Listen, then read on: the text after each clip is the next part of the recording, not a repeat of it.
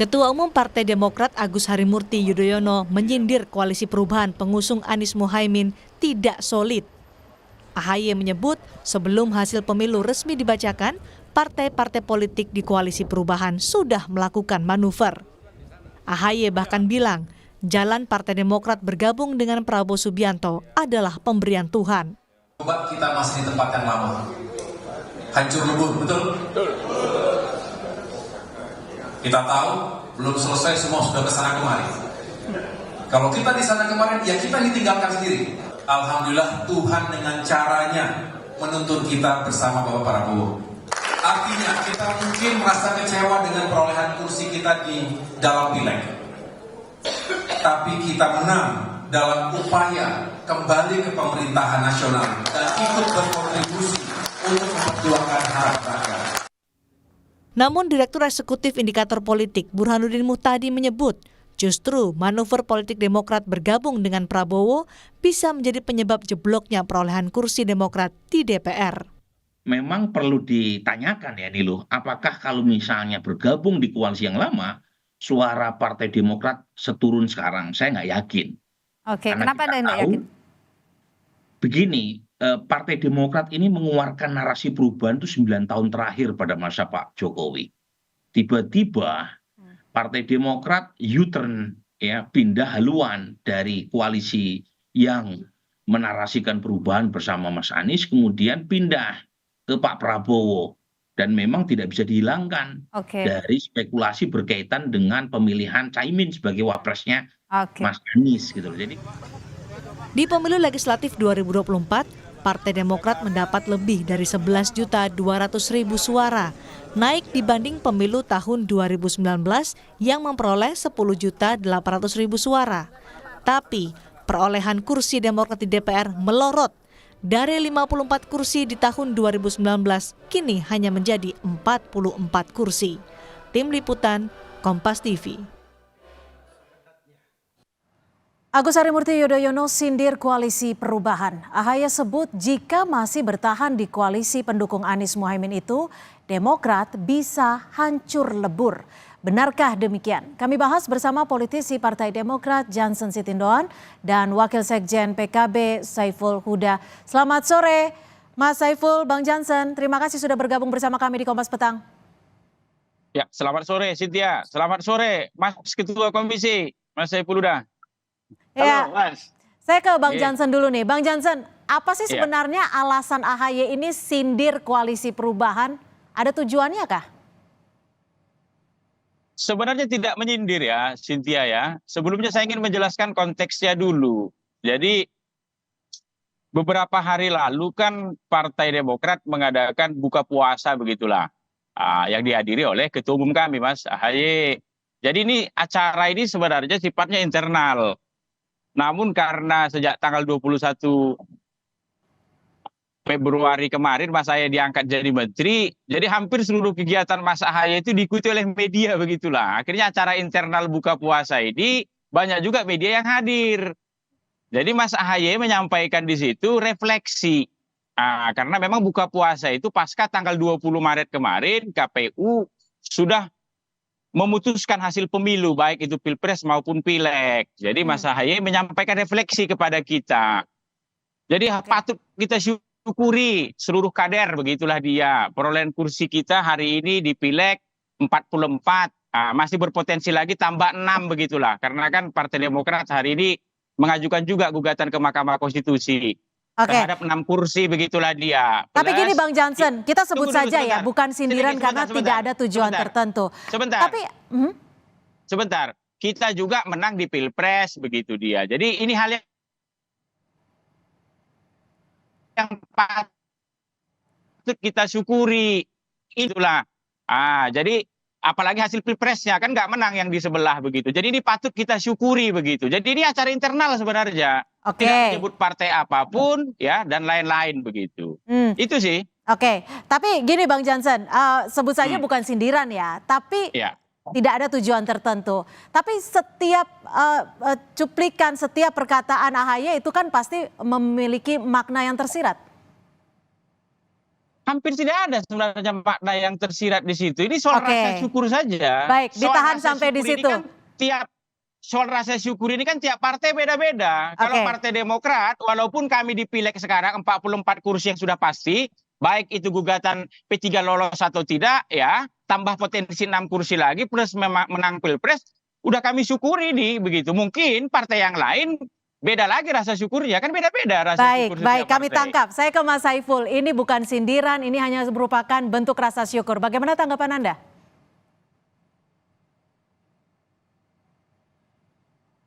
Mas Saiful? Halo Mbak, Iya, Sorry. silakan. Ya yang pertama terima kasih Bang Jansen sudah klarifikasi. Jadi saya tadinya ingin menyampaikan beberapa catatan. Jadi karena Bang Jansen sudah menyampaikan ini soal rasa syukur yang berbeda-beda antar partai. Dan juga emang setahu saya emang ini kelihatannya rapat internal ya. Tapi poinnya memang terasa banget Mbak sejak Mas Ahaye gabung di pemerintahan, memang Mas Ahaye memposisikan diri sebagai jubir betul hari ini, mengkelirkan berbagai persoalan yang tadinya demo. Oke, tapi gini Mas Saiful, kan di ada oposisi. pernyataan, Misalnya, ya suaranya cukup kurang jelas ya. ya, halo Mbak. Oke, Mas Saiful, ini kan ada Halo. pernyataan AHY yang juga menyebut kalau kita tetap di sana kemarin, kita ditinggalkan sendiri. Yang lain sudah ke sana kemari. Bagaimana Anda menyikapi pernyataan ini? Kalau yang tepat menurut saya, Tidak tepat? Karena? karena faktanya sampai hari ini PKB tidak tepat. Ya karena PKB, PKS masih jalan terus hari ini. Nasdem kita hormati, memberikan ucapan selamat, tapi saat yang sama Nasdem tetap menjadi bagian dari koalisi perubahan yang tetap mendorong sengketa pemilu di MK. Oke, Ada persoalan. oke, Bang Jansen, Iya. disebut bahwa pernyataan AHY tidak tepat tuh. Karena AHY kan tadi kemarin sempat menyebut, beberapa waktu lalu sempat menyebut, ya kalau kita di sana, tetap di sana, kita akan ditinggalkan. Ini kembali ke soal karakter masing-masing partai. Jadi 2 kali pemilu Pilpres yang kemarin di mana kami kalah, ya kami konsisten di luar begitulah, tidak ke sana kemari.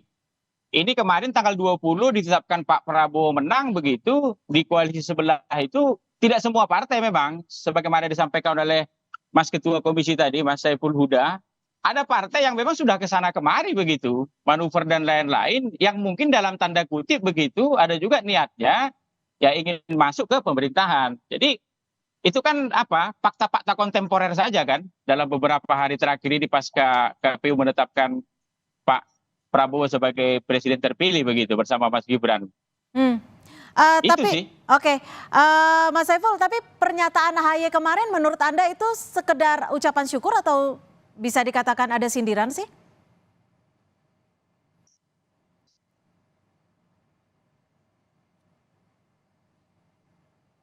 Pak Huda? Halo. Ya, pernyataan AHY kemarin menurut Anda memang Halo, Mbak. sekedar hanya ucapan syukur atau ada sindiran? Merasa tersindir atau terganggu tidak? Ya hampir pasti karena Mas Ahaye menempatkan diri sebagai jubir, memang kelihatannya menyindir ya Mas. Gitu. Tapi ya nggak apa-apa, itu kan bagian dari teman-teman Demokrat sudah menjadi bagian dari koalisi 02, menjadi bagian dari pemerintahan hari ini. Wajar, Oke. tapi menurut saya nggak harus sampai sejauh itu sih sebenarnya. Jadi menurut Anda pernyataan AHY terlalu jauh? Terlalu jauh karena begini, ada fakta di mana yang disebut hancur lebur itu sebenarnya tidak terjadi. Perolehan kursi PKB naik 10 kursi, Nasdem 10 kursi, PKS nambah 3 kursi. Saya membayangkan kalau Partai Demokrat tetap menjadi bagian dari koalisi bisa nambah juga. Jadi harusnya Nggak bisa malah naik juga berkurang kalau tetap bergabung hampir gitu ya? 10 kursi sekarang. Oke, Bang Jansen Hampir ada pasti tanggapan bisa nggak Bang naik. Jansen? tapi pasti bisa naik. Itu makanya saya katakan di awal tadi, Cynthia. Jadi ini kan soal rasa syukur orang. Yang kedua, perspektifnya itu kan pemilu. Pemilu ini kan artinya pileg dan pilpres. Akumulasi dari kedua hal itu, misalnya begitu, di tengah dinamika pilpres kemarin begitu, soal dukung-mendukung itu, memang kan posisi Partai Demokrat apa ya, dalam tanda kutip itu kan agak tersudut di beberapa tempat begitu. Bahkan kemudian banyak pengamat yang mengatakan Partai Demokrat ini berpotensi tidak lolos. Di media sosial ini akan kita benamkan kata banyak pendukung capres yang lain begitulah. Jadi pemilu kemudian terjadi, partai kami dapat 44 kursi saat ini yang sudah pasti begitu, berpotensi tambah 6 kursi lagi, pilpres kami menang, ya kami syukuri. Dalam battle tertentu mungkin kami kalah sebagaimana Mas Ahaye sampaikan, tapi dalam war, perang keseluruhan pemilu kami mensyukuri terhadap posisi kami saat ini. Dengan masuk ke pemerintahan 5 tahun ke depan, ya maka Partai Demokrat bisa berbuat lebih banyak untuk rakyat begitu. Dan saham kami di 5 tahun ke depan itu kan memang saham full di kemenangan Pak Prabowo, begitulah dia. Jadi, patut kami syukuri. Itu makanya sekali lagi perspektifnya ini adalah ya tiap partai begitu, tiap organisasi beda-beda rasa syukurnya. Kami dengan posisi yang sekarang sudah kami syukuri begitu. Mas Huda, kalau melihat pernyataan yang disampaikan oleh Ahaye ini menurut Anda ada indikasi ingin memperlihatkan ke publik, ke sejumlah partai politik lainnya bahwa Ahaye memiliki kedekatan khusus dengan Jokowi? Ya sekali lagi publik melihat Mas Ahaye sudah jadi jubir, betul loh. Sudah jadi jubir? Sudah jadi jubir, membenarkan semua persoalan, baik yang sudah dilakukan oleh pemerintah, maupun yang sedang akan disusun oleh pasangan koalisi 02. Padahal menurut saya belum tepat waktunya juga sebenarnya. Belum tepat waktunya, tapi bisa merespon atau bisa memperlihatkan sejauh mana kedekatan dengan Jokowi tidak menurut Anda? Saya tidak tahu persis. Saya tidak tahu persis, yang jelas Partai Demokrat nggak pernah kampanye Gibran. Oke. Oh enggak, kalau itu harus saya luruskan kalau itu enggak. Silakan Bang Jansen, kayaknya Bang Jansen udah pingin statement nih, silakan. Enggak, kalau soal Mas Gibran itu apa namanya, Mas Gibran bertemu dengan Pak SBY, Mas Gibran bertemu dengan Mas Ahaye, termasuk ya beberapa minggu sebelum pencoblosan begitu, Mas Ahaye juga bersama dengan Mas Gibran acara di Solo dan lain-lain begitulah. Termasuk kemudian banyak ya APK-nisasi kami itu ya Prabowo Gibran. Jadi itu nggak benar yang disampaikan Mas Ketua Komisi barusan kalau itu. Tapi kalau disebut sebagai jubir? Jubir bagaimana maksudnya? Itu Pak Jokowi kan sudah punya jubir sendiri, termasuk lembaga kepresidenan kan sudah ada jubirnya sendiri begitu. Yang pasti hari ini pertanggal 21 September kemarin ya Mas Ahaye menjadi bagian dari pemerintahan Pak Jokowi. Itu nggak pernah kami minta itu. Itu makanya ketika itu diberikan ke kami pun kaget. Itu makanya kami katakan, kan banyak juga media yang bertanya ke kita, kok bisa dapat ini ya? Kami katakan mungkin ini buah perjuangan kami memenangkan Prabowo Gibran kemarin. Kalau Prabowo Gibran kemarin tidak menang, mungkin kami nggak masuk juga ke kabinet. Kan itu. Beda halnya kalau kami mendapatkan menteri itu sebelum tanggal 14 Februari misalnya. Ini kan pasca itu kan, pasca hasil pemilunya keluar begitu. Walaupun versi quick count ketika itu yang kemudian dicabalkan kembali begitu, dikuatkan melalui keputusan resmi Pleno KPU tanggal 20 Maret kemarin. Itu Cynthia kalau soal itu. Mas Huda, kalau Ahaye sempat berada di koalisi perubahan, Anda kaget tidak dengan sikap, manuver, dan juga pernyataan yang saat ini disampaikan oleh Ahaye? Ya, saya selalu pribadi agak kaget memang. Jadi ada perubahan yang menurut saya sangat drastis ya. Dalam hal mana nih yang drastisnya? Ya tadi itu, misalnya soal IKN aja misalnya. Mas Ahaye datang ke IKN dan beliau menyampaikan, membenarkan semua narasi menyangkut soal IKN.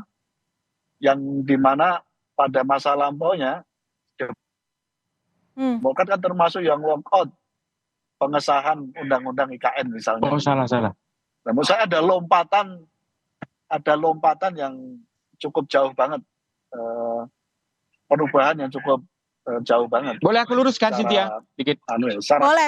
Boleh silakan Bang Jansen.